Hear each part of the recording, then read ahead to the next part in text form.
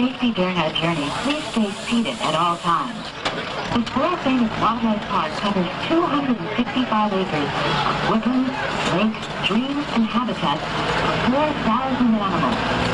Many of the animals you'll see during your visit are endangered or threatened, mostly because people are crowding them out of their homes and nature. The Wildlife Conservation Society, which operates this park, as well as the Aquarium for Wildlife Conservation in Coney Island, and the Wildlife Centers in Prospect Park, Central Park, and Queens, has been working to save wildlife since 1895. Over 100 important nature parks and reserves around the world were developed with the help of conservationists connected with the Wildlife Conservation Society.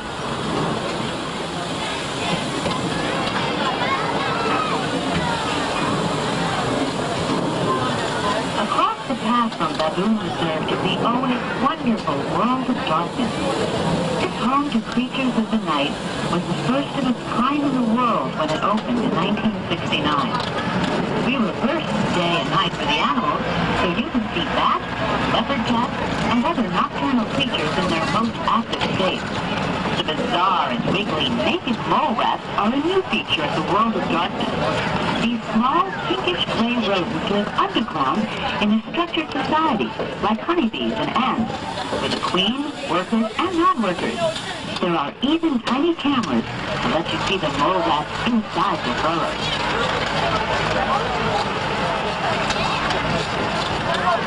We have left the heat of Africa and are entering the cool Himalayan mountains of Central Asia. You'll notice how the planets change and the air gets cooler. On your right, a serene pond with white-naped cranes, oriental symbols of fidelity. Snow leopard layers are on your left. The Wildlife Conservation Society for 20 years has been the world leader in studying and protecting the endangered snow leopard. There are now bronx-bred snow leopard cubs or their offspring in over 60 zoos around the world, all part of an international effort to save this magnificent species. While we are breeding them responsibly here in the park, we are also working to save them in nature by studying them and working with our colleagues in Asia to ensure their survival. Don't miss these rare and beautiful cats. Look for Himalayan highlands on your map.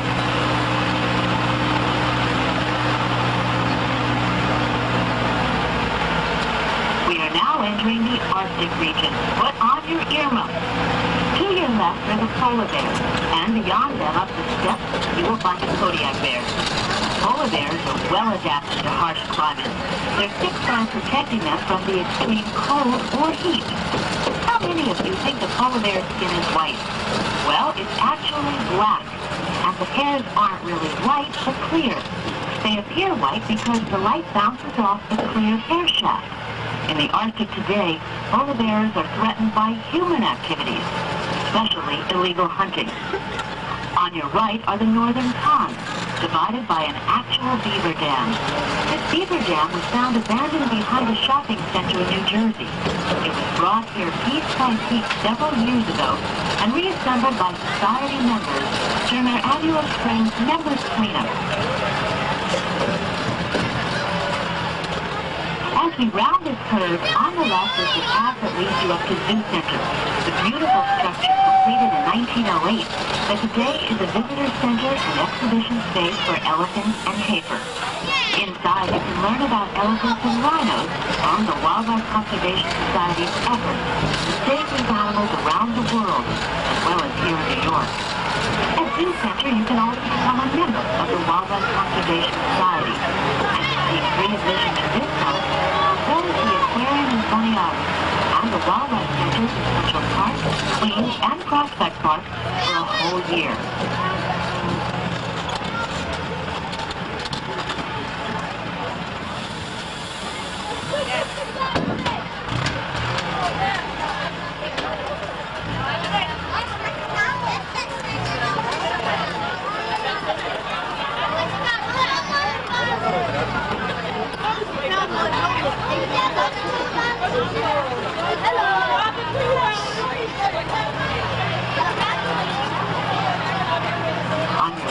Is the newly renovated Piekarski deer exhibit. Piekarski deer are extinct in nature and exist today only because of zoos. Through our breeding efforts, over 1,400 pair-de-vie deer now live in zoos around the world.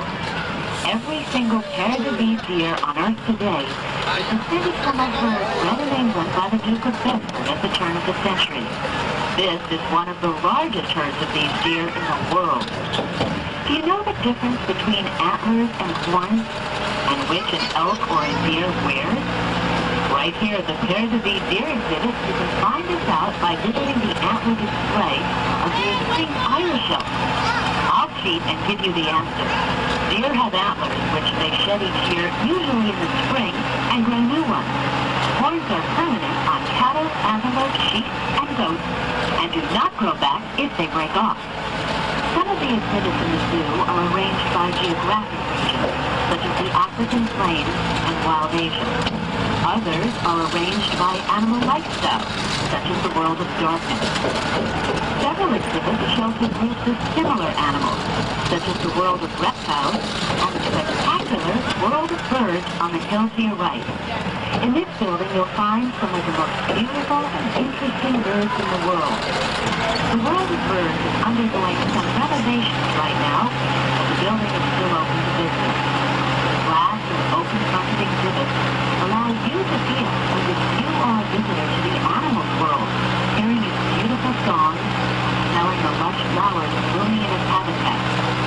While in the world of birds, be sure to see the new rainforest exhibit and extinct species gallery on the first floor, answering the question, what happens to birds when the forest disappears?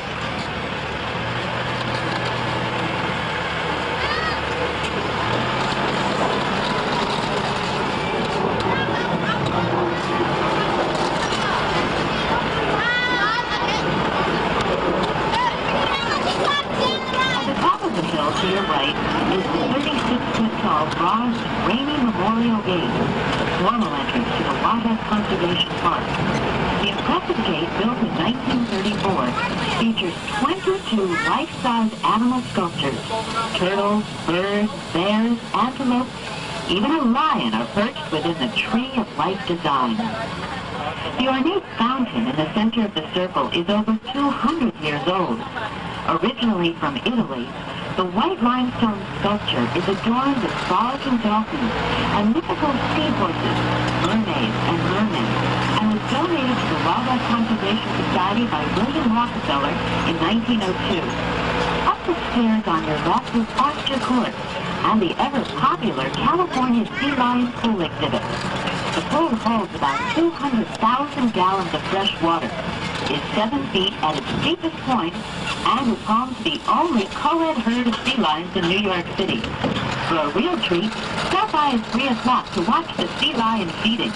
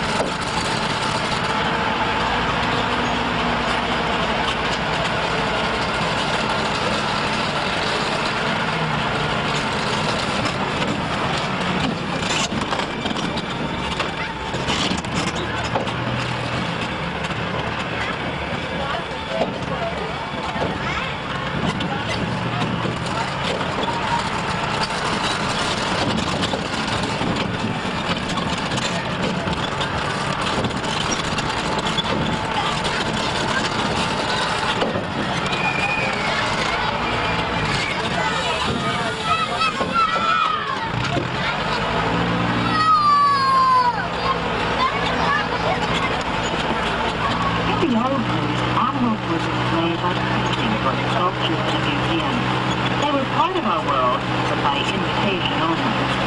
Now, animals are placed in naturalistic habitats, inviting all to be privileged visitors into the animal world from the safety of the visitor walkway. In order to actually see the animals in these exhibits and learn about them, we have to change our own behavior too. We can no longer walk quickly by, expecting to see the animals right away. We need to stop, wait a minute, look around, and find the animals in their world, asking ourselves, where is the sun? Where might the animals be at that time of day? They're behind a tree. Are they building a nest? Are they playing? Are they napping? Look at the signs at the exhibits too. They'll tell you what the Wildlife Conservation Society is doing to protect these animals and their habitat, here and around the world, and how you can help by becoming a member. There's a lot to learn about the magnificent creatures in our care, and we're happy you're here to experience them.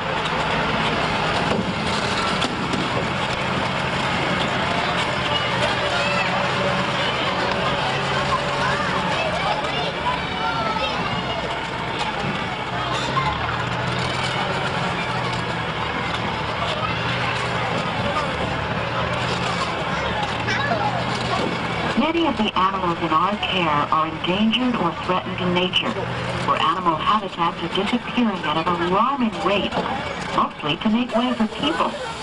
The Society has been working to save wildlife and nature since it was founded in 1895. The Wildlife Conservation Society has been responsible for creating 100 major nature parks and reserves around the world. And today we manage over 200 field conservation projects in 45 countries in Latin America, Africa, and Asia. In fact, we have more full-time field conservationists working directly in nature than any other organization.